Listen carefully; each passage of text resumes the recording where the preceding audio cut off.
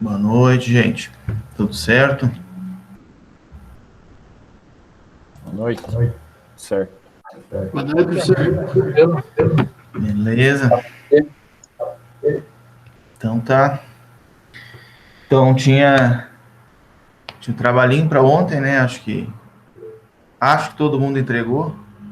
Não cheguei a contar ali se deu o mesmo número, mas acho que sim, né? Então só lembrando, caso alguém tenha esquecido, ainda entregue ainda, né? Vai ter uma pequena redução ali no peso, mas melhor do que zero, né? Se não entregar, não. Aí é zero, né? Então, se alguém esqueceu, envie aí, por favor. Mas acho que todo mundo entregou.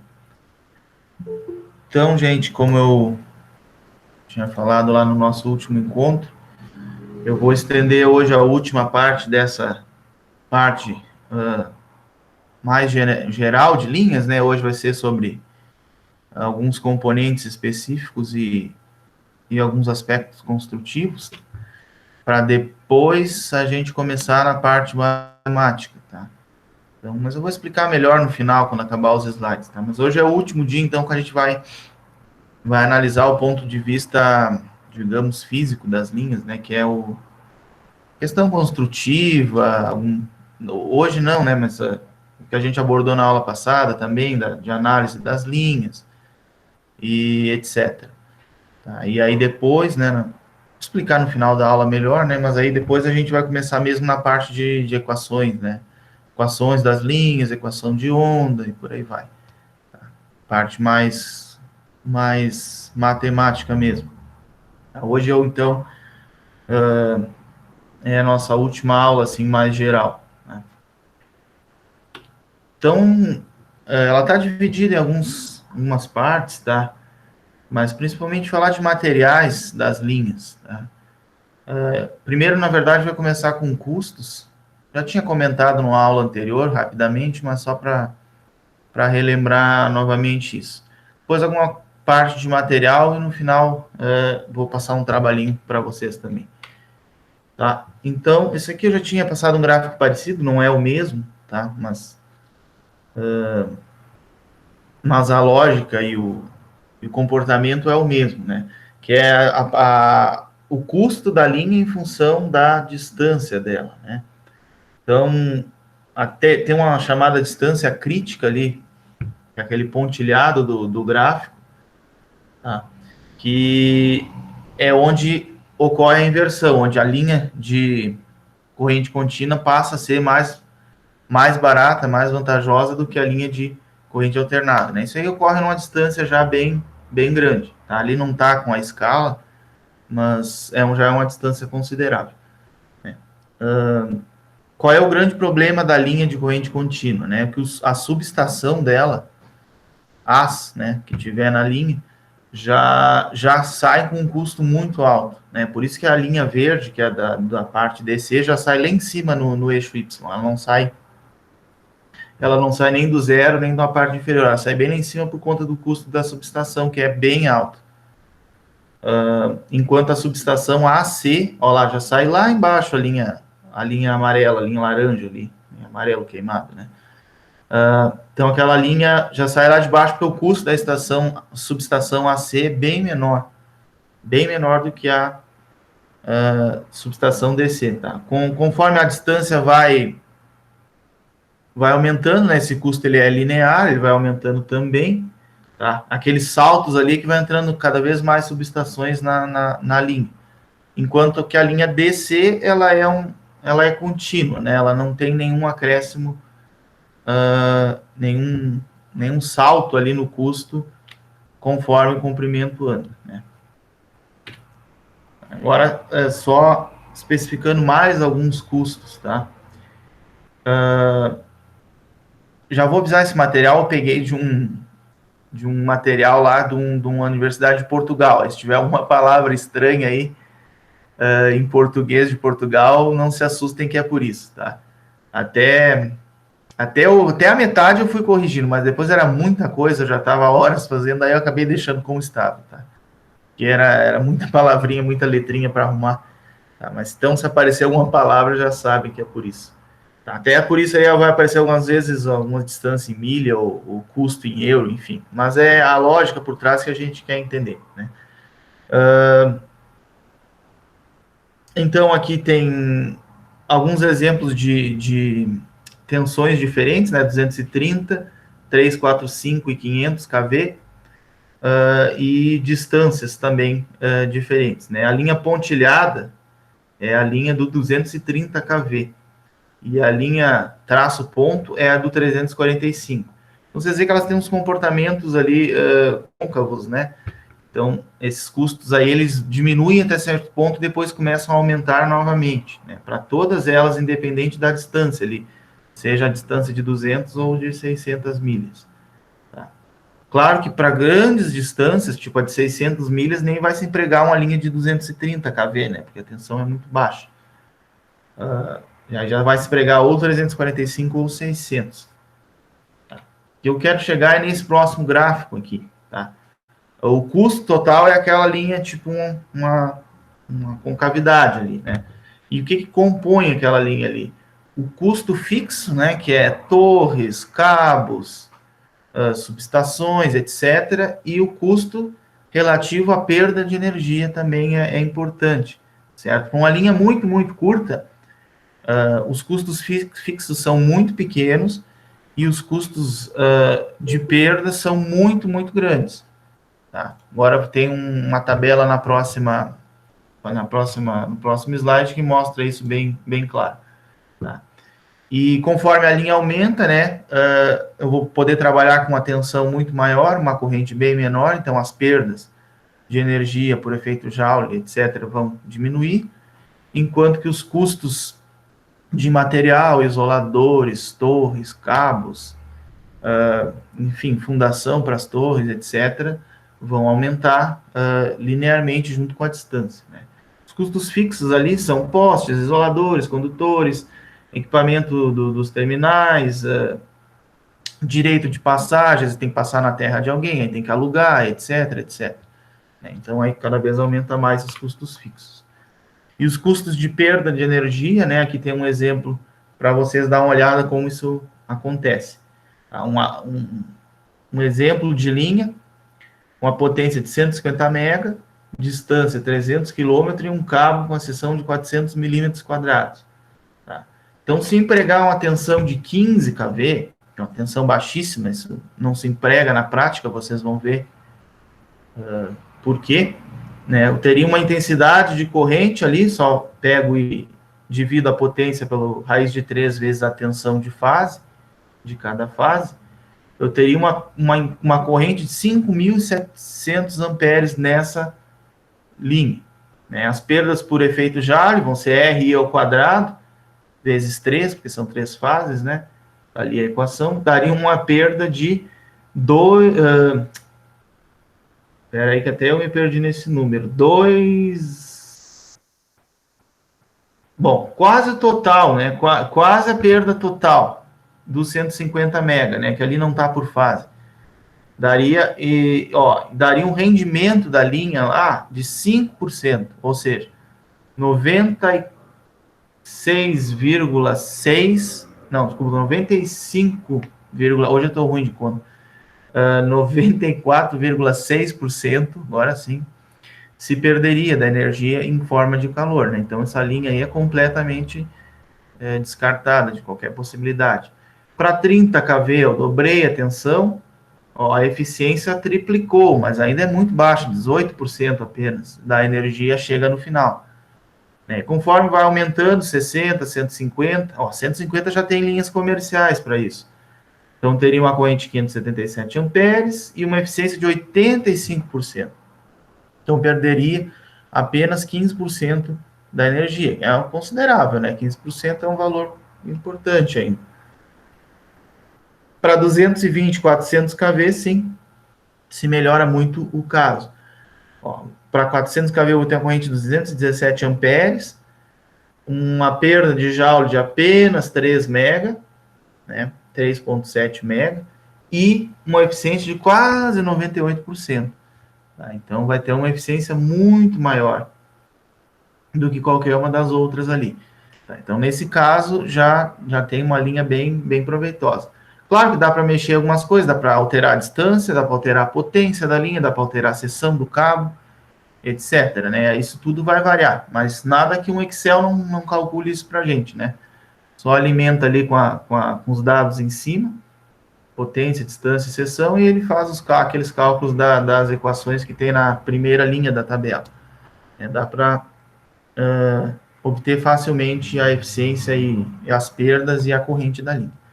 Tá? Mas o que eu quero que vocês saiam entendendo dessa parte é por que é inviável as linhas 15, 30K, 68, quer dizer, 68 até tem, mas é para distribuição mais até. Não, na verdade até tem linhas de 68, mas é uma distância curta, e tem uma série de outras diferenças para essa do exemplo. Né? Linhas longas já sempre acima de 100K. Então, fatores a considerar, né, são limites técnicos, segurança, normalização, seria normatização, na verdade, né, a palavra mais correta. Tipo de corrente que a linha vai empregar, né, corrente contínua ou alternada, mas contínua é sempre um projeto à parte, algo mais específico, né, geralmente se pensa já na linha CA, assim.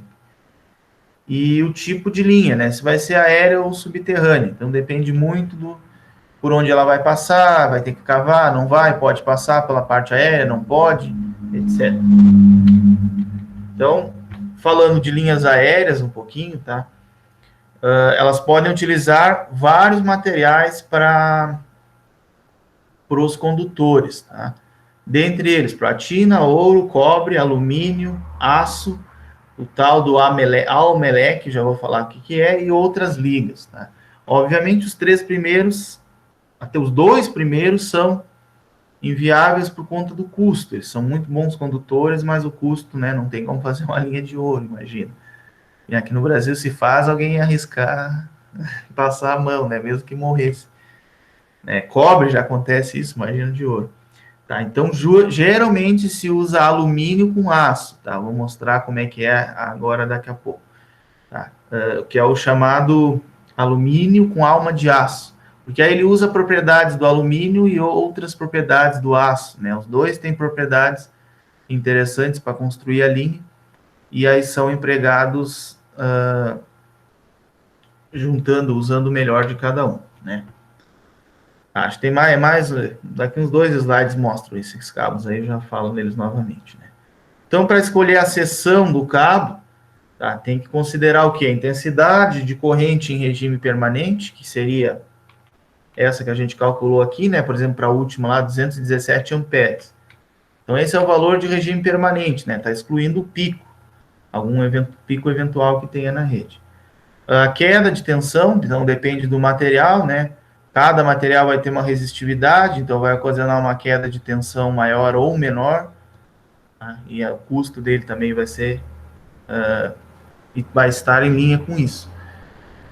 Características mecânicas do condutor, por exemplo, um condutor de alumínio, né, se dobrar ele é fácil, ele é muito maleável, o alumínio, né, então ele pode ter esses problemas se o cabo fosse exclusivamente de alumínio. Tá? Intensidade de curto-circuito admissível, tá? Então são aqueles picos, né, que eu acabei de falar, esforços térmicos e esforços eletrodinâmicos, né? Então, os esforços térmicos relacionados mais à temperatura.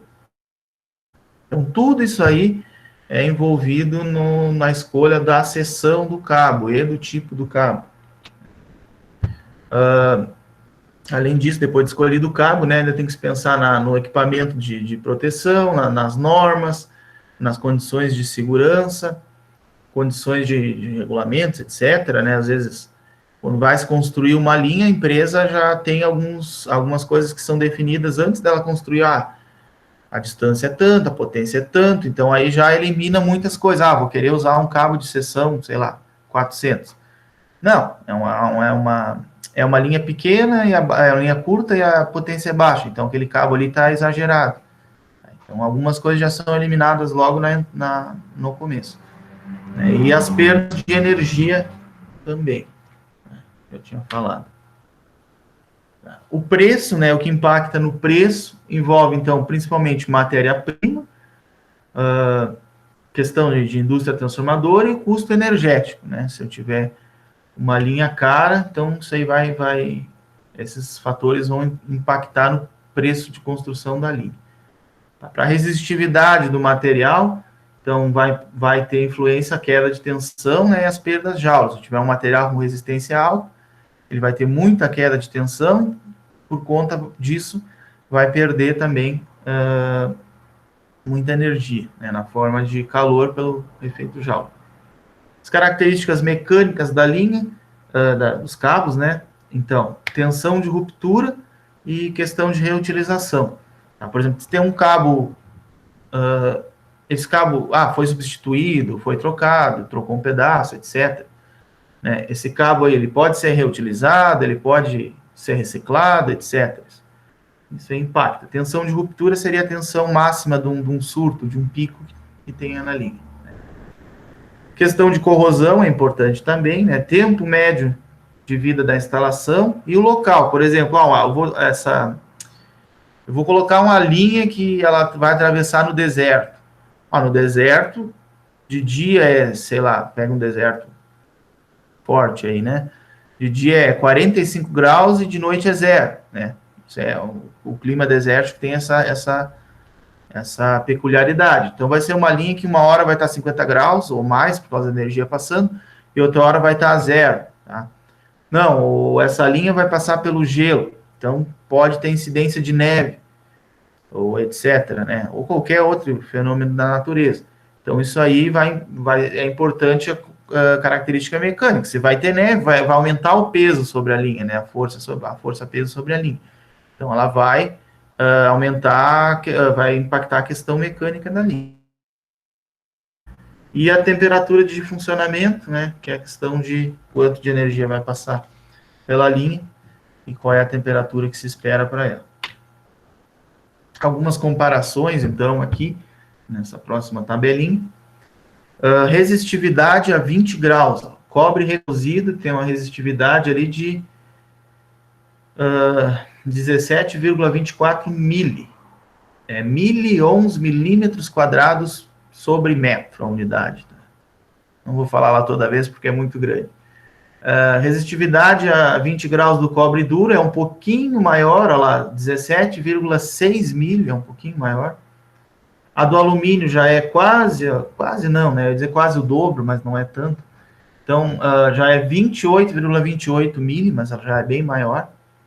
E a do Almelec, que é a mistura de alumínio e aço, tá? Já é de 3,26, então ela é bem baixa. Vocês podem ver, desculpa, 32,6 mili. Não é baixa, não. Ela é maior que a do alumínio. Óbvio que não tem como ser mais baixa, né? Aí tem coeficiente de temperatura, o menor do cobre recozido, cobre duro parecido, alumínio ainda parecido, e o menor, na verdade, vai ser do alumínio lá, do Almelec. Tá. Tensão de ruptura, 24, 40, 18, 35, nesse caso, cobre duro apresenta o valor mais alto. E o peso específico dado por grama por centímetro cúbico. Para o cobre é igual a 8,9, para o alumínio com alma de aço, 2,7. Então, é um peso específico bem baixo, isso é interessante também. Tá? E os condutores dos cabos, né, não é simplesmente um cabo único, tem vários tipos de cabos diferentes. Ali na foto, para vocês terem uma ideia, né, tem aquele condutor bem do meio e uma, duas, três, 4 camadas externas. Tá? Então, isso tem no slide posterior agora. Tá? Que é a parte dos cabos conhecido, como eu vinha falando, alumínio com alma de aço. Tá? Isso aqui dava para fazer, sei lá, 3, 4 aulas só de cabo e tem uma calculeira disso aí, tá? E é bem chato de fazer. Dá para chegar nesses diâmetros aí, demonstrar, mas a disciplina não é uma carga horária tão extensa, então não vou ficar tanto tempo nessa parte, tá? Mas para vocês terem uma ideia ali, né, dos cabos. O tipo 1+6, né, que seria um cabo de um material no centro e 6 exteriores, que é aquele da figurinha da esquerda ali. ele daria um diâmetro externo de 3 vezes o diâmetro interno, né? O D maiúsculo igual a 3D minúsculo. O outro tipo de cabo, que é 1612, daria 19 fios, é o que está na outra figura ali, daria um diâmetro externo de 5 vezes o diâmetro de cada cabo interno. E assim vai. O 37 daria 7 vezes o diâmetro interno, e o de 61 fios daria 9 vezes o diâmetro externo. Perceba que é sempre números redondos, né? Então, para chegar nesse 7, nesse 9, nesse 5, é feito o cálculo para ver quantos números, quantos cabos menores vão compor o cabo final, né, digamos assim. Agora, deixo duas perguntas para vocês aí. Primeiro, os fios estão enrolados em sentidos contrários. Por quê? E qual é a vantagem de utilização de condutores multifilares com vários fios? Alguém saberia dizer? Como assim, em sentidos contrários, professor? Torcido, né? Como se fosse torcido. Torcido ao redor, um fio reto e os outros são espiralados ao redor dele. Ah, tá. É para não espalhar na hora que puxar? Hã? Para não soltar eles, para não ficar uma cabeleira, né? Para ficar tudo juntinho. Vai ficar mais bonitinho. Alguém mais? Daí não Isso seria para melhorar a resistência mecânica do cabo? Isso. Também, isso aí. Professor, E qual é a vantagem de utilização dos multifilares? por causa da Flexibilidade. corrente, Fica mais flexível. Espera aí que dois falaram junto e eu não ouvi. Flexibilidade. Fala, Tia. tem também por causa que a corrente tende a andar pelas lateral, daí eles trançam ele para diminuir esse efeito. Também, isso mesmo, é o efeito pelicular, né? Corrente, ela até não está no slide isso, mas bem, ela anda pelo exterior do cabo, né? Então, se o cabo é enrolado, essa corrente vai sempre andar pelo exterior do cabo, pela casca do cabo, digamos assim, né? Fala, Vergani, o que tu ia dizer? Não, eu ia falar que era para ser mais flexível, mas já me roubaram a minha ideia. O Guilherme falou resistência mecânica, né? Vamos tá aqui então, ó. Então os fios são um fio central, né? E os outros são em torno desse fio central em camadas sucessivas, né? Que tem que estar aqui, ó, que nem esse aqui, tá? E para ter um melhor aperto, né? Tem uma questão de resistência mecânica melhor do cabo, né? Se fosse tudo junto, né? Um cabo poderia saltar e aí ia ficar solto, né? Ficar um negócio estranho. E a utilização dos condutores multifilares, né, torna eles mais flexíveis, né, para manipular mais fácil também o cabo. Tem algumas outras razões, que essa aí que o Thiago já falou, do efeito pelicular, mas não é na aula de hoje que a gente vai falar disso, mas também influencia. Isso aí é mais umas aulas mais para frente. E nos cabos, né, você já tinha falado, usam-se fios do mesmo diâmetro. Aqui está o alumínio com alma de aço.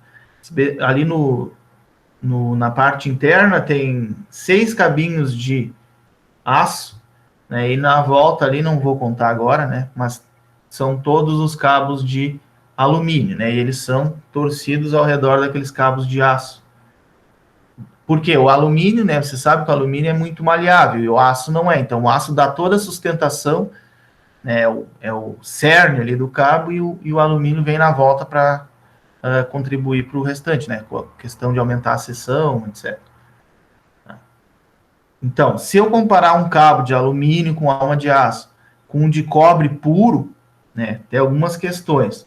Um maior diâmetro, então, pode ser uma vantagem ou uma desvantagem, né? Depende do ponto de vista. Se eu tenho maior diâmetro, eu tenho maior área, tenho maior seção. Então, isso aí é uma vantagem, por exemplo. Menor peso, então, isso é bom, né? A torre vai precisar de um esforço mecânico menor para sustentar esses cabos. E maior resistência mecânica, então, também vantagem, né? Então, se o cabo tem uma maior resistência nessa questão aí, também é uma vantagem. Certo, gente? Então, foi uma palhinha de cabos, tá? Esse é um assunto bem amplo.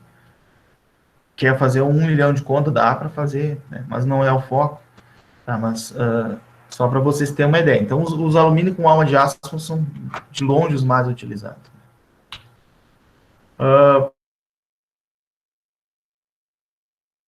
Dar uma ideia de todas as variáveis que a gente tem que estão envolvidas aí nessa construção, né? Tem que se calcular um dos fatos, né? A força do vento. Ela depende de várias coisas, de um coeficiente de redução, do coeficiente de forma, da pressão dinâmica e da área exposta ao vento do cabo. Isso tudo aí entra em cálculos de linhas, né? Então, vocês veem, tem parte muito forte de engenharia mecânica, muito forte de engenharia elétrica, muito forte de engenharia civil e também física, né? Porque não tem física também. Então, vocês vejam aí a complexidade, né? Que só para dar uma ideia do que é cada coisa ali daquela equação, né? Mas o alfa ali é a constante da igualdade, é um coeficiente de redução que traz a variação da velocidade da atuação do vento ao longo do comprimento do cabo. Depois tem a pressão dinâmica do vento, dada por Q, e o S é a área do cabo, né, que vai estar exposta ao vento. Esse é um cabo cilíndrico, não vai estar todo ele exposto ao vento, porque o vento só vem de um lado. E esses cálculos têm que ser feitos também para os cabos de salvaguarda, né, os cabos de guarda, os laterais ali, que a gente até tinha comentado nas aulas atrás. Então, também envolvem todos esses cálculos aí no vento. Isso aqui não é o caso do Brasil, com esse material eu peguei lá de uma universidade de Portugal, mas muito legal também de pensar que o gelo influencia muito numa linha, né? Ali, por exemplo, está dando 10 milímetros de gelo, né? Uma camada de gelo. E não é que o gelo vai ficar só em cima, né? Se cair neve ou tiver aquela chuva e depois congelar, vai ficar todo o cabo, né? Então, isso aí vai aumentar muito o peso do cabo, né? Então, as torres têm que estar preparadas para uma situação dessas. Claro que aqui no Brasil, neve, gelo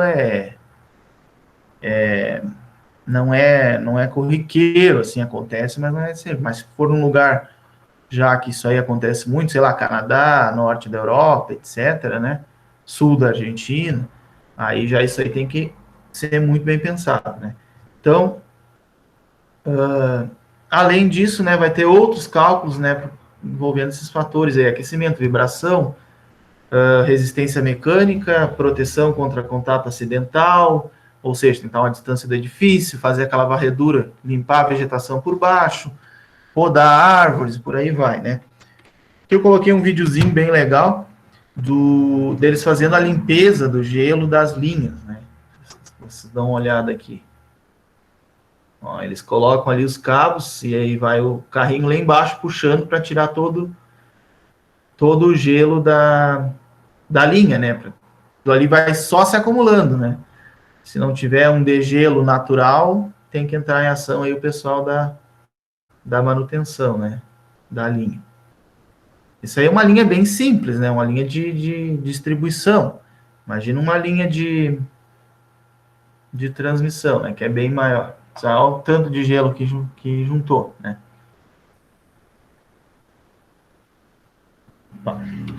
Tá. Essa parte inicial não, né? Dividido em 2 aulas. A primeira parte era isso, tá? E agora eu vou falar um pouquinho de isoladores.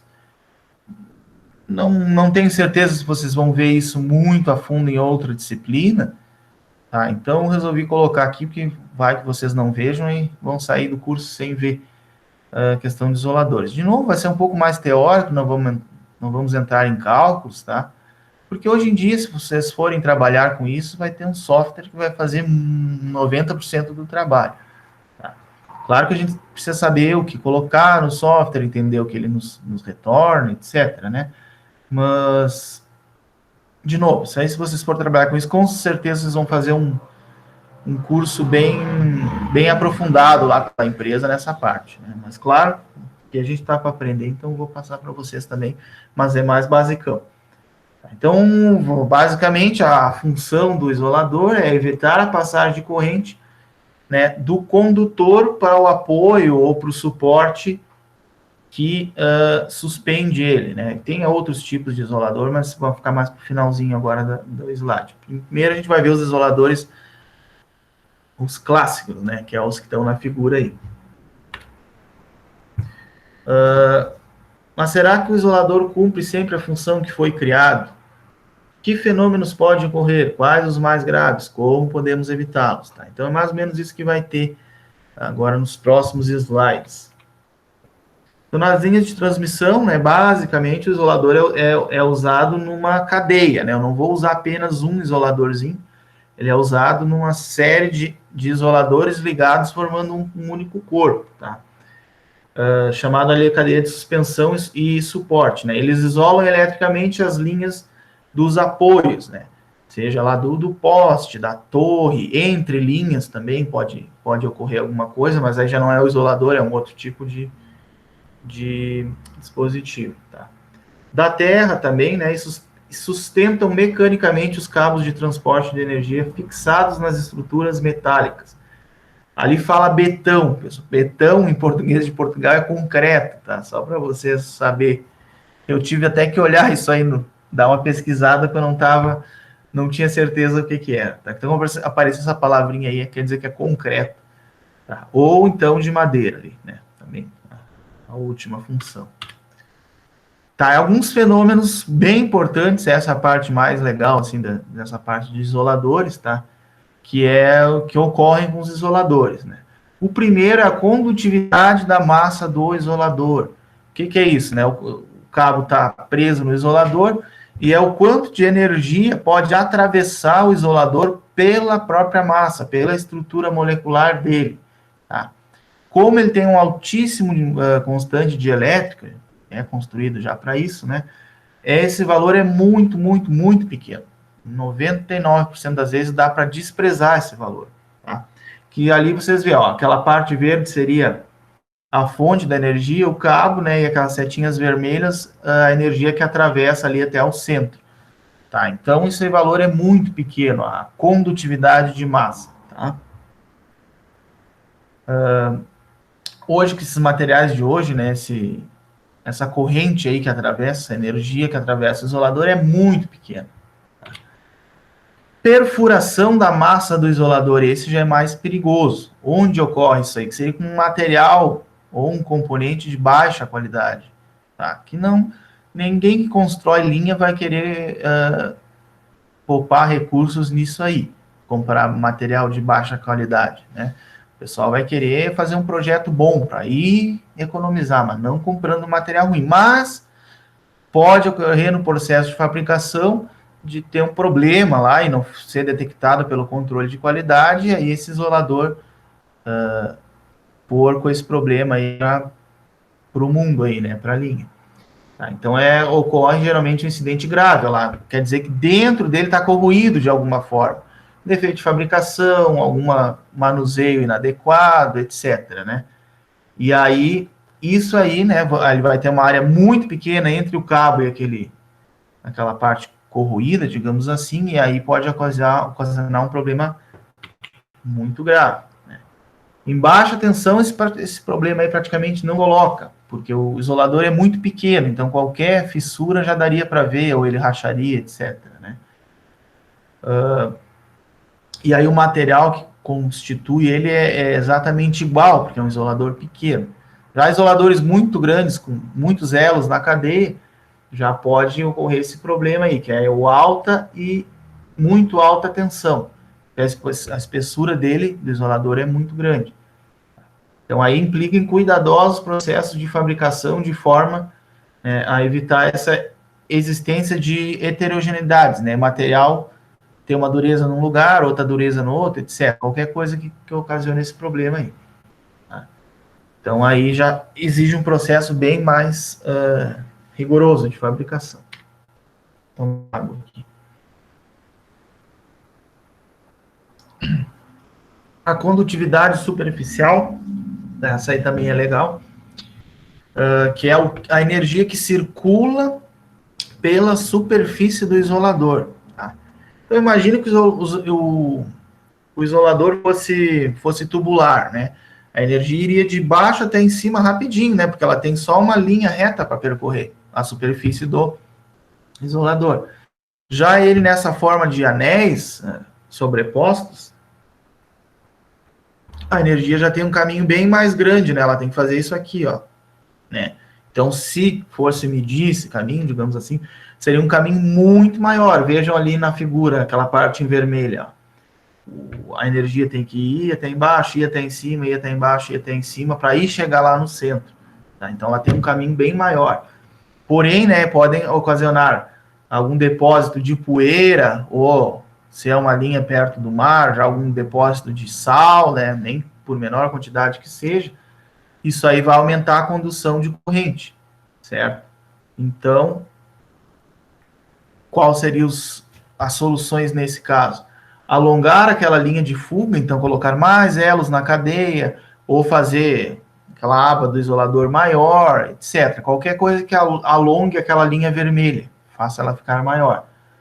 Aumentar o número de anéis, ali chama de sais, né, o número dos anéis do isolador. Proceder à limpeza, então aí a questão de manutenção da linha, cuidado da linha, né, limpar isso aí, limpar esses isoladores seguidamente, se for um lugar que tem essa ocorrência de forma contínua. Daí agradecer a chuva. Tá? Então, quando chove, geralmente limpa a questão, tira poeira, se tiver sal, tira também, então isso aí ajuda também. Tá? Aqui só está descrevendo de novo, né, o que eu já falei, mas o que interessa é mais aquele dado do final ali. Então, a linha de fuga normal é de 1,5 cm por quilovolt. Tá? Então, se tiver um isolador numa rede que tenha, vamos dizer, 10 kV, né? O isolador vai ter que ter pelo menos uma linha de 15 centímetros. Tá? E a linha de fuga alongada, que aí é aquela fail-safe, né? Na prova de falhas, aí ela vale 2,6. Quase o dobro, né? Por uma linha aí deixa eu até fazer a conta, um isolador de 13,8, né, dessas linhas comuns aí, teria aproximadamente 36 centímetros de linha de fuga, tá? Só para dar uma ideia geral aí dessa característica. Descarga disruptiva e contornamento, tá? Isso vai ser assunto de aulas mais para frente também, tá? A gente vai falar melhor disso, que é quando ocorre arco entre o condutor e as partes dos suportes, partes metálicas, tá? Ou seja, a rigidez dielétrica do ar é rompida, tá? Isso pode ocorrer por alguma questão ionizante ali no ar, ou teve uma sobretensão, a linha de 200 cai e deu um pico lá para 300, né? E aí dá uma descarga ali. Ou seja, a energia vai atravessar o ar, né, para a base ali, como está mostrado na figura. Ela vai ignorar o isolador, né, vai atravessar o ar não vai mais se comportar como isolante, sim como condutor. Então, ocorre nesses dois casos aí. Fala. Desculpa interromper, só uma dúvida.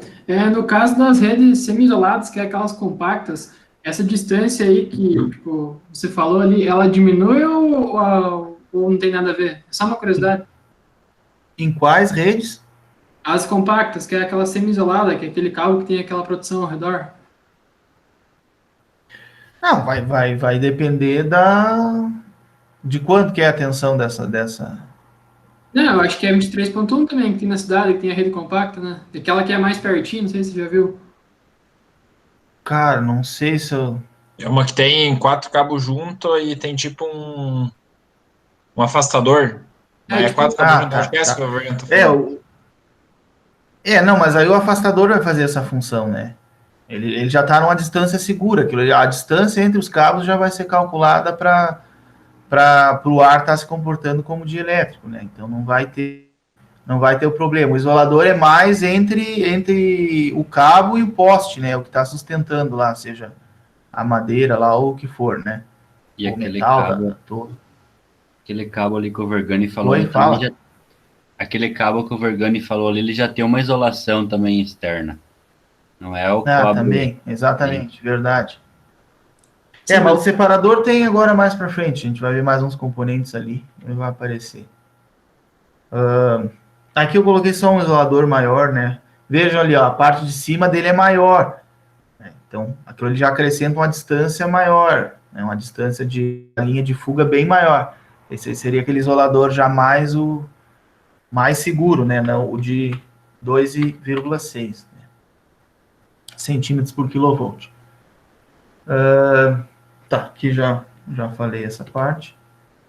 Então, desse monte de coisa que foi falado aí, se conclui, então, que os isoladores têm que ter as seguintes características, né? Uma elevada resistividade, obviamente, ele não quer conduzir nenhum tipo de corrente. Então, elevada resistividade, uma rigidez dielétrica suficiente para que essa tensão de perfuração seja muito superior à de serviço, né? Então, eu quero uma maior segurança nessa questão aí, tá? Vai permitir não só suportar a tensão de serviço, como também suportar alguma sobretensão, né? Uma descarga que tenha na linha lá, sem o risco da perfuração. Se verificar a perfuração, né, a rigidez dielétrica está definitivamente comprometido. Aí aquele já não vale, aquele isolador já não tem mais o que ele se propõe a ter de isolação. Tá? E daí vai ter que ser substituído. Tá? Aqui tem mais algumas coisas. Precisa ter, então, a forma adequada para, em primeiro lugar, diminuir a corrente de fuga que atravessa ele, até que seja praticamente desprezível. E, segundo, né, evitar descargas de contornamento, que foram aquelas que a gente viu anteriormente. Precisa de uma resistência mecânica grande também para suportar os esforços da linha. Tem isolador, a gente vai ver agora, tem isoladores que são só de suporte, tem outros que já fazem o ângulo da linha, então isso aí também impacta na construção deles. Resistências às variações bruscas de temperatura, como eu falei lá no deserto, de noite é 0, de dia 40, e preço baixo, né? Não adianta o isolador ter tudo isso aí e custar, sei lá, 50 mil reais. Vai custar um valor de acordo também com os outros componentes da linha. Alguns tipos agora, então, de isolador. O de suspensão de porcelana, né? Que esse é o mais clássico de se ver aí. Ou até não de suporte, né? Aí tem os de bastão, de pino, o chamado pilar e o de roldana, né? O mais baixa tensão é aquele de roldana, geralmente, ali, né? Coloca o fio ali, até nas residências, tem bastante nos postes de baixa tensão. Aí. Conforme vai aumentando a tensão, vai aumentar o número de anéis ali do isolador. Os suspensos, né? Aí tem o de... Esse nome aí eu acho que só se usa em Portugal, na verdade, né? Campânula simples, tá? Mas, então, ele vai ter só uma abinha ali, só uma saia, né? E o antipoluição e o cadeia de isolador, que aí vão ser vários individuais, né? Mas no bloco construtivo dele vai se tornar um só. Aí já empregado em altíssima tensão, ali como mostra a foto ali do lado. Só pela espessura do cabo aí já se vê, né? Que é a prática dá até vocês ver o tamanho do isolador, né, depois e já sabe a tensão da linha, geralmente, assim, depois que conhece mais ou menos um pouco de isolador. Então, para tensões superiores a 60K, ou até às vezes inferiores, os isoladores rígidos são difíceis de montar e muito frágeis, então não são muito seguros, né, por causa dessa questão. Então, aí geralmente se desenvolve os isoladores já em forma de cadeia, né? Que nem a gente viu aqui nas fotos anteriores. Bom, aqui já falei o nome deles, né? Uma cadeia de isoladores é formada por uma série de isoladores simples, né? Ligados todos em série. O número de isoladores que formam a cadeia depende da tensão. Por exemplo, uma tensão de 120K, de 6 a 8, tá? Enquanto para uma linha de 26K, de 26 a 32, depende do fator de segurança, a sobretensão esperada, etc. Né? A tensão média, então, aí uma regra de bolsa, é 10K por por elemento da cadeia de isolador. Tá? E aí existem algumas outros tipos de cadeia, né, que são as de suspensão e as de amarração. Podem ser simples ou duplas. A gente vai olhar elas agora. Aqui, para vocês terem uma ideia do tamanho dos isoladores, né? A gente às vezes olha do chão algumas linhas, né? E parece pequeno, igual aqueles geradores eólicos. A gente acha que aquilo ali é pequeno, mas é só quem já viu um de perto no chão. Mesmo embaixo dele, parece que ele é pequeno, mas é um negócio uma dimensão muito grande. E assim é com os isoladores também. Vocês verem na foto ali, ó. As pessoas ali são pequenas perto da estrutura do isolador. Aqui, então, o de suspensão simples é aquele mais clássico. Ali vocês veem naquela fotinha que está um pouco maior. Eles têm uns 7, mais ou menos, 7, 8 elementos para cada cadeia. O de amarração simples, tá? É aquele na vertical ali. O em V, então ele é suspenso por 2 linhas formando aquele V. E o de amarração dupla, e aí já vai ele vai para um lado da torre e para o outro lado da torre, né, para isolar a energia do cabo para a estrutura da torre. Então, esses são alguns exemplos, né. Tem alguns acessórios para isoladores, já uns isoladores mais especiais, né, que é a questão dos anéis e das hastes de descarga.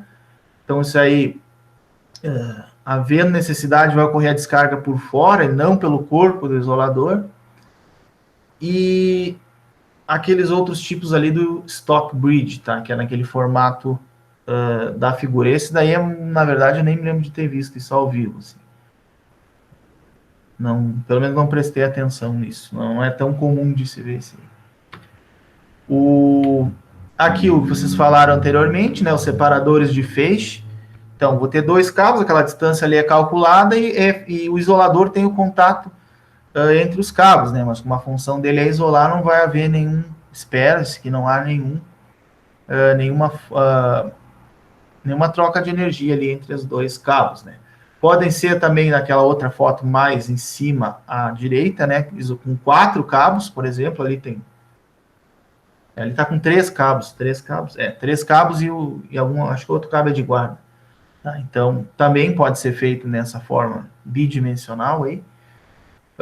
Aviso de navegação, esse é bem comum de ver em cima da rodovia, quando a linha atravessa uma rodovia, né? Porque às vezes passa alguma carga, algum objeto especial muito alto para ele não encostar na linha e causar um acidente grande, né? Proteção para aves, etc. Né? Então, tudo que vocês imaginar tem que se pensar aí na questão da linha.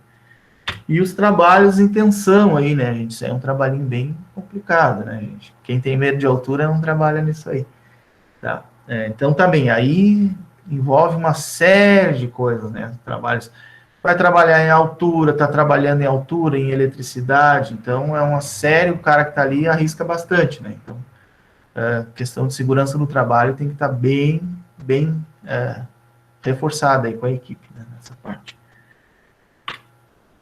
Alguns trabalhos ali de lavagem de linhas, tá? Então, como eu disse, é uma área que ocorre muito depósito de algum tipo de sujeira, algum tipo de sal, ou até mesmo neve, né? Como a gente viu naquele exemplo. Então, tem que tem que ocorrer a limpeza das linhas, né? Seja de que forma for, com um jato d'água, ou com aquela forma que estava no vídeo anterior. Tá? E tem até, eu não sei, eu nunca vi isso aqui, pelo menos nunca vi aqui no Brasil, né? Suporte para ninhos, né? Já que o bicho vai fazer o ninho lá de qualquer jeito, então antes do bicho fazer o ninho lá e ocasionar um problema, já se coloca o suporte aí para os ninhos dos bichos, tá? Dos pássaros, aí, enfim. Aí eu não vi ainda ninhos assim em torres de linhas, tá? Mas acredito que aconteça, né? Essas imagens mostram bem. Então, para o bicho não ir lá fazer um ninho onde não deve, geralmente se coloca em alguma parte da torre o suporte, que aí o bicho faz lá e está mais ou menos seguro, né? Capaz o bicho ver pronto e fazer do lado de novo. Também não é. Aí o cara tem que... Imagina a empresa que cuida de uma linha grande, sei lá, com 100 torres ou mais, tem que monitorar isso aí direto, né? O pessoal da Eletrosul, ali de Campos Novos, deu uma palestra legal uma vez. Mas era uma palestra mais, assim, mais técnica, né? Mas aí ele disse, se um dia vocês quiserem uma de contar a história das indiadas que a gente faz, aí a gente pode dar palestra também. Aí ele contou algumas histórias lá bem legal. Um troço é uma história legal, assim, que ele conta, né? Isso aí de percorrer linha para ver onde está o problema, etc., por dentro de campo e por aí vai. É bem interessante. Não sei se vocês acho que já, não tem que estar meu mar.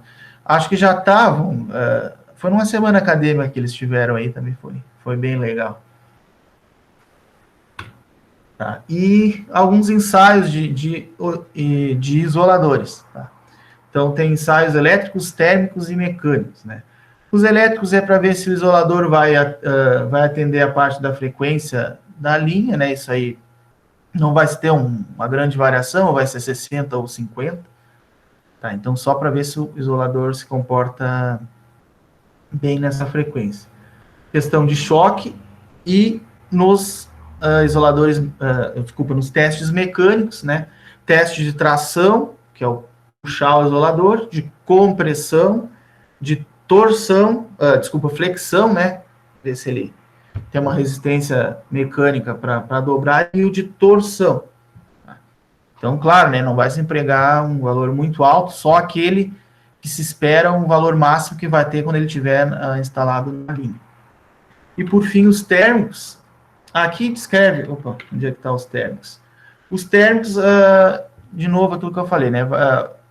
O isolador se comporta bem às grandes variações de temperatura. Tá? Aqui tem só alguma descrição a mais do mecânico e do elétrico, tá? Mas nada que vocês não consigam imaginar. Não vou ler isso tudo, né? Mas é aquilo que eu comentei, né? Ver se vai atender o funcionamento normal esperado. Quanto às condições, tem as condições ali, tipo, chamado tipo, então, contornamento ao choque e a frequência industrial a seco e na chuva. Tá? Então, é feito esses dois tipos de teste. Os de rotina, aí já é mais uma questão de inspeção, né? Um aspecto exterior, ver se tem rachadura, ver se tem depósito de sujeira, etc.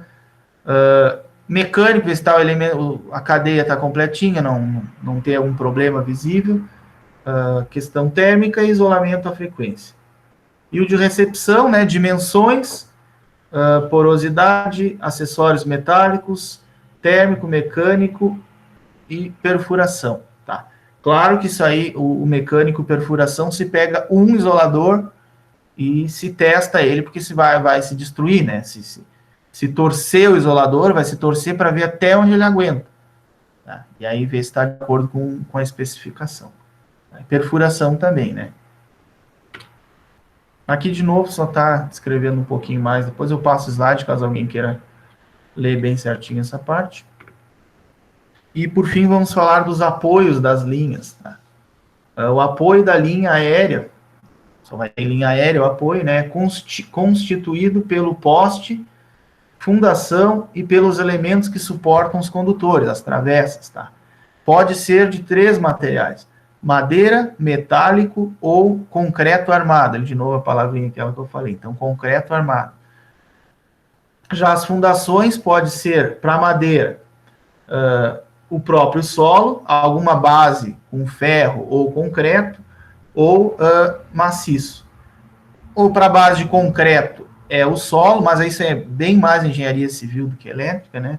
Tem vários tipos de concretagem para dentro do solo. Vai largar só o poste, né? Não, vai largar o poste e concretar ao redor, etc. Tem vários mesmo, né? Tudo depende do solo, etc.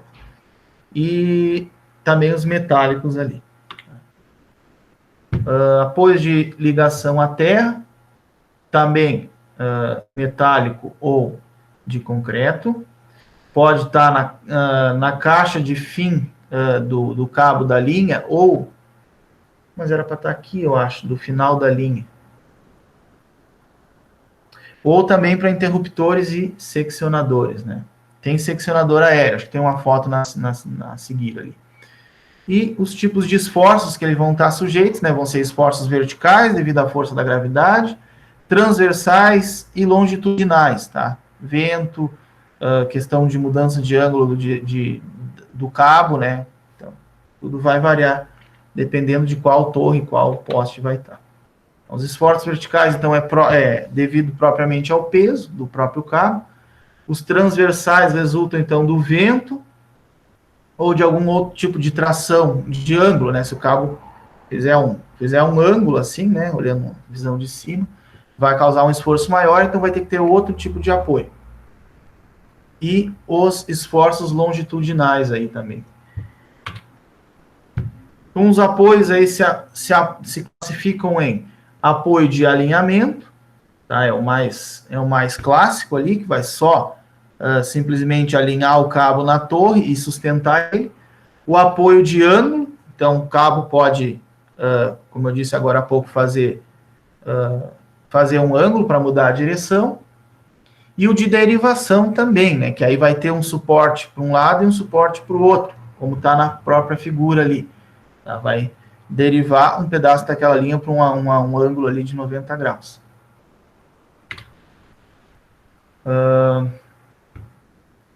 Tá, aqui é só um resuminho geral dos apoios que a gente falou ali. E também já falei sobre isso. E aqui, tá, por último, né, pode ter os apoios ali, isoladores, já é mais crítico nesse caso, quando tem algum tipo de corte, um seccionamento ali na linha. Tá? Ali, essa linha aí é com um seccionamento aéreo. Tá? Pode ser tanto de dispositivo de proteção, que vai atuar automaticamente, ou telecomandado ali, né? Quando o operador visa desligar a linha por conta dele mesmo. E por último, vamos falar das integração das linhas na paisagem. Tá? Isso aqui também é importante nos dias de hoje. Questão de onde vai passar a linha, qual é o impacto. Né? Então, o mais difícil nem é construir a linha. Tá? É construir ela de uma maneira que não impacte o ambiente, as pessoas, animais, ecossistema, etc. Obter o caminhão de licença ambiental que precisa para isso, que é bastante coisa. Tá? Então, quando uma linha se vai se construir, se ela demora 5 anos, os primeiros 3 anos, 2 anos e meio, 3, é só projeto, licença, teste, etc. Tá? Toda a parte de planejamento. De uma maneira geral, ali, então, os apoios usados nas linhas de alta e média alta são galvanizados, tendo um aspecto mais brilhante.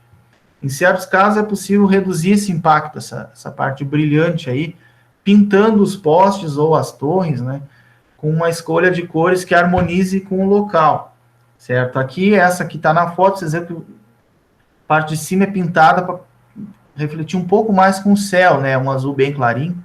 Claro, se estiver nublado, não adianta muito, mas considerando que esteja o céu claro, né, então, pintada de acordo com o céu. Essa aqui, que é numa área rural, pintada de verde, né, para se integrar com o ambiente ali, que é mais de floresta ao redor, né, então fica bem mais disfarçado. E também, né, de aviso à navegação, ali pintada em vermelho, pode ver as partes intermediárias pintadas em vermelho, provavelmente é uma torre muito alta, e qualquer outra ideia que se imaginar ali, tem uma toda colorida, né, do verde ao vermelho. Então, isso aí também, aqui no Brasil eu nunca vi muito, tá? Ou se vi, também passou batido. Mas acho que isso é uma coisa mais europeia, né? Aqui, pelo menos, eu não vi muito disso. Daí ainda tem a questão, né, quando vai construir uma linha, de onde ela vai passar, como eu tinha falado, né? Então, vejam aí, ó, o cara não quis vender a casa dele, era pegado a casa e tiver que colocar metade na rua, na calçada, metade da outra torre, não sei se compraram aquele pedaço ou alugaram, mas a casa ali o cara não quis vender. Imagino que não seja muito bom, né, quando tem o efeito corona na linha que fica fazendo aquele barulho lá, principalmente em dia de chuva, não deve ser muito bom morar ali embaixo. Né, mas vai saber. Deixa eu dormir dentro de uma caixa da beia.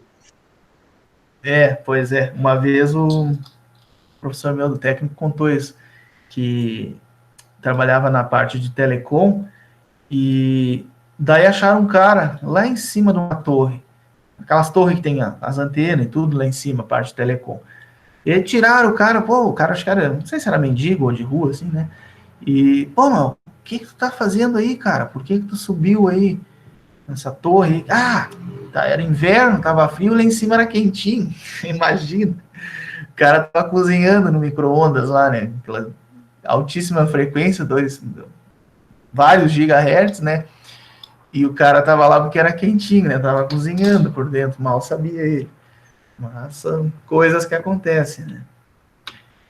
Tá, gente, as referências aqui do material, como eu disse, esse material não foi eu que fiz.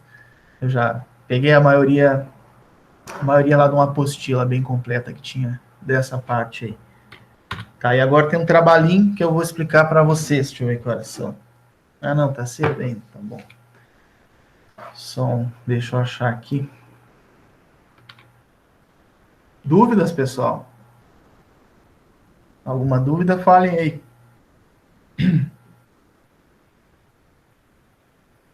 Enquanto não. Então tá, até foi mais rápido que eu pensei, algo. Tá, gente, então esse era um dos trabalhos que já estava programado mesmo desde o início, mesmo até que fosse tudo presencial, tá? Porque essa parte de seminário geralmente sai bons trabalhos, né? As últimas vezes que eu fiz saíram bons trabalhos, tá? Então, isso aqui eu vou postar no Siga, tá? Por isso que eu não vou ler linha por linha, tá? Mas vocês vão fazer um seminário. Primeiro, vão ser 4 grupos, tá? São 19 pessoas na turma. Acho que tá todo mundo aí, né? Comigo, 20. São 19 pessoas na turma. Então, 3 grupos de 5 e um grupo de 4 pessoas, tá? Vou deixar vocês escolherem os grupos. Tá? Agora eu já explico melhor isso. Então, vocês vão me encaminhar o grupo até quarta. Se passar um dia também, não tem problema. Não, mas vamos fazer até quarta, porque eu vou explicar por quê. Então, mas só me encaminhe se vocês tiverem 5. Tá? Se você tiver 5 pessoas, vai fazer eu, fulano, ciclano, beltrano, me mandem os 5. Grupo, o número não interessa, só me mandem um e-mail, nosso grupo é tal, tá? Porque se alguém ficar sem grupo, não tem problema, aí eu vou pegar e vou fazer um grupo com 4 pessoas, né? Caso alguém fique sem grupo, só que não grupo de 6, né? 6 não dá, nem de 4 pessoas. Então, se vocês fecharem grupos de 5, pode escolher quem quiser, me envie. Se não fechar, eu vejo, sobrou 10 lá, eu divido aleatoriamente, tá? Me mandem por e-mail até o dia 2, tá? Não tem ordem, não é o primeiro, o primeiro que me mandar é o grupo 1, não. Então, eu vou fazer aleatório os temas, tá? Os temas, então, são resistência em CC e em CA e efeito pelicular. E condutividade de dispersão e efeito corona, tá? Vocês veem ali que depois repete os temas, mas o que acontece? Vão ser 4 grupos. Então, o primeiro grupo, ele vai apresentar resistência, CC e CA e efeito pelicular. Porém, ele vai dar um foco muito maior em resistência CC e CA e vai apenas falar um pouco sobre efeito pelicular. Já o outro grupo, ele vai falar um pouquinho de resistência CC e CA e vai dar um foco bem maior no efeito pelicular. Tá? Esses temas são 4 temas, né? Mas cada grupo tem 2. São temas da ementa. Então, vocês vão trabalhar esse tema, tá? Eu não vou dar uma aula específica disso. A não ser que algum dos temas, mas é impossível, né? Mas a não ser que algum dos temas não tenha sido ninguém falado nada, né? Aí eu coloco o que precisar. Mas a outra turma fez esse trabalho, ficou muito bom mesmo. Por isso que eu estou repetindo, assim, gostei. O pessoal se aprofundou de uma maneira bem boa. E pegaram, deixa eu pegar, teve um lá que no final do trabalho, até podia ter feito mais, né? Pegou um artigo lá de um monte de teste que o cara tinha feito com um efeito pelicular e trouxe, ficou muito legal. Então já fica a dica de vocês buscar um artigo, até dissertação ou tese, mas aí que é um negócio muito maior, né? É difícil explicar em pouco tempo. Mas tem muito artigo fazendo teste com efeito corona, efeito pelicular, os outros também, qualquer assunto tem. Então é sempre legal trazer isso aí junto com o trabalho, além da teoria do assunto, né? Tá. Ali dos assuntos eu já expliquei, né? Aí então, depois que vocês me encaminharem os grupos, eu vou fazer um PDF, ó, grupo 1, 2, 3, 4, assunto, assunto, assunto. Data de apresentar. Tá? Vão ser 2 dias, então 2 grupos por dia. Tá? Então a execução da atividade vai ficar semana que vem, dia 12 é um sábado, tá? Mas como a gente teve feriado na segunda, e vai ter de novo, acho que vai ter outro dia que tem feriado na segunda, a gente tem que recuperar essas aulas. Então, eu vou registrar uma aula no sábado, mas não tem encontro síncrono, tá? É só tempo dedicado para vocês.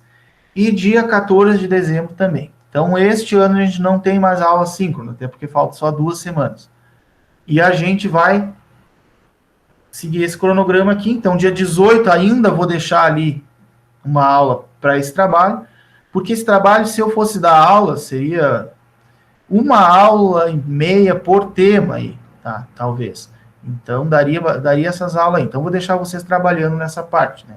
Vocês já estão na 8ª fase, quase na hora do TCC, né? Então, se não pegaram ainda nessa coisa de pesquisar artigo e se aprofundar em temas, então já aproveitem para ir acostumando, né, com esse trabalho aí. Mas eu sei que vocês já sabem fazer isso. Tá, e aí dia 25, apresentação do grupo 1 e do grupo 4, não sei quem é, não é o primeiro a me enviar, isso eu vou sortear aleatório. Tá, todo mundo tem que vir, depois eu vou mostrar ali por quê. Dia 1º de fevereiro, grupo 3 e grupo 2, também, ali os horários. E dia 8 a gente começa aí com o pé embaixo aí, direto na parte matemática aí, que é o que está faltando da nossa ementa. Tá? Então, apresentação, né, tentar começar no horário, né, para não atrasar. Entre 25 e 35, mas se fizer em 20 ou se fizer em 40, tranquilo, tá, não tem problema. Só não dá para fazer em 1 hora, que aí só sobra menos tempo para o outro grupo. A não ser que o primeiro grupo tenha usado pouco tempo aí, quiser expandir, tranquilo, né? Mas é só controle, tá? Não é só orientação, não é porque eu vou ficar controlando o tempo em 1 minuto. Tá? Todo mundo tem que apresentar e participar e ajudar a construir, tá? Não é um representante que apresenta, é todo mundo. Gente, não faltem no dia da apresentação, tá? Não deu para vir num dia, deu algum problema, avisa, mas num dia da apresentação tentem não faltar, se não for coisa médica, né? Então, a atividade vai valer 2 na média, tá? 2 pontinhos na média para vocês aí. Então, esse é o divisor de águas do semestre. Se vocês fizeram... Estão indo bem, tá? Os trabalhos das linhas eu olhei por cima, ficou bom. Tentem seguir bem, né? Aí, quando vê, a gente nem precisa fazer prova nem nada na disciplina. Então, gente, fontes, tá? Isso aí é conhecimento que vocês não vão inventar da cabeça, né? Nem eu vou inventar da minha, nada. Então, coloquem as fontes de onde vocês tiraram lá, né? Isso é importante. Então, parte técnica, pessoal. Então, eu quero parte técnica do conteúdo, eu não quero ápice. O efeito corona ocorre em dia de chuva e vai dar um barulhinho na rede e tal e tal. Não, né?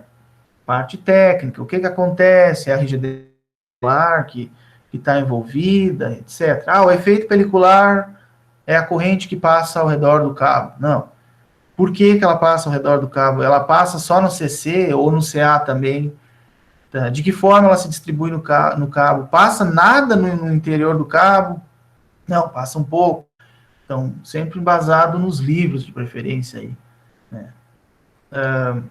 Cada grupo, nessa parte é importante, vai elaborar uma série de questões, tá? Se o grupo é 5, é 5 questões. Se o grupo é 4, é 4 questões. Uma por pessoa, tá? E aí vai no dia da apresentação, vai me mandar o PDF da apresentação e as questões, tá? Não vou cobrar parte escrita de vocês. Não precisa ter parte escrita, tá? Porque eu confio que vocês vão fazer um bom trabalho. Só as questões, tá? As questões, de novo, pode ser questões estilo do livro ali. Bem técnica mesmo. Tá? Vou reforçar, né? Tentem fazer a distância para não causar aglomerações aí, né? Para a gente se manter aí todo mundo com saúde. Critérios avaliativos. Então, aprofundamento no tema. Então, tema em negrito eu quero pelo menos, tipo, mais ou menos ali uma divisão, né? 70% naquele tema e 30% no tema secundário. Tá? 2,5, fazendo o trabalho de 0 a 10. Qualidade da apresentação, tanto a parte das questões quanto a apresentação oral, 2,5. Domínio do conteúdo, 2,5. Então, o ciclano falou 10 minutos, explicou tudo. O fulano foi lá e disse que o efeito pelicular, a corrente circula ao redor do fio. Falou 30 segundos. Aí vai ter nota diferente, né? Então tentem dividir igualzinho o trabalho. Igualzinho não, né? Um pode falar mais que o outro, não tem problema. Mas não vão deixar uma pessoa com 30 segundos e outra com 10 minutos, tá? Aí vai ter notas diferentes. Questionamento, se eu fizer, ou se os colegas, enfim, 1,5. Pontualidade, tempo da apresentação e presença, né, participada dos colegas, não vai deixar só os colegas do dia apresentar e não vir. 1 pontinho dos 10, tá? Aí depois é só multiplicar por 0,2, dar os 2 pontos na média. A dúvida, vocês já sabem aí, WhatsApp, e-mail. Se o grupo, a turma inteira tiver uma dúvida, a gente pode marcar um encontro síncrono, não tem problema. Se só um ou só um grupo tiver, a gente tenta resolver. Não deu, a gente marca um encontro síncrono com o grupo, ou com a turma inteira. Tá, isso aí, vocês que mandam. Precisando a gente faz, não precisando a gente não faz. Tá? Mas estou disponível aí. Tá. Aqui é só o que eu já falei. Tá, gente? Então tentem até quarta-feira se dividir aí por grupos. Se ninguém me mandar nenhum grupo, eu vou dividir todo mundo aleatoriamente lá. Tá?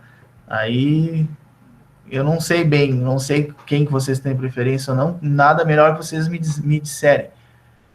Tá, mas aí me mandem, ou por exemplo aqui, ó, os 5 primeiros que estão aparecendo. Ó, o Thiago me mandou um e-mail, ó, o Thiago, a Ana, o Guilherme, o João, o Eduardo, fechou.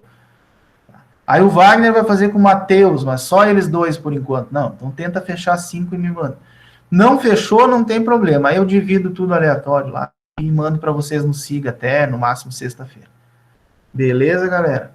Senhor, dá para te enviar os grupos pelo WhatsApp mesmo? Me manda no e-mail, cara, porque no WhatsApp eu não acho as coisas depois lá. Beleza. Fico 2 horas procurando e não acho. Então me manda no e-mail mesmo, tá? Dúvida, qualquer coisa, pode mandar no WhatsApp, mas o grupo, que essas coisas eu não olho na hora, entendeu? Aí eu pego e faço depois, aí depois não acho, fica uma droga. Então me manda no e-mail de preferência. Mais alguma coisa?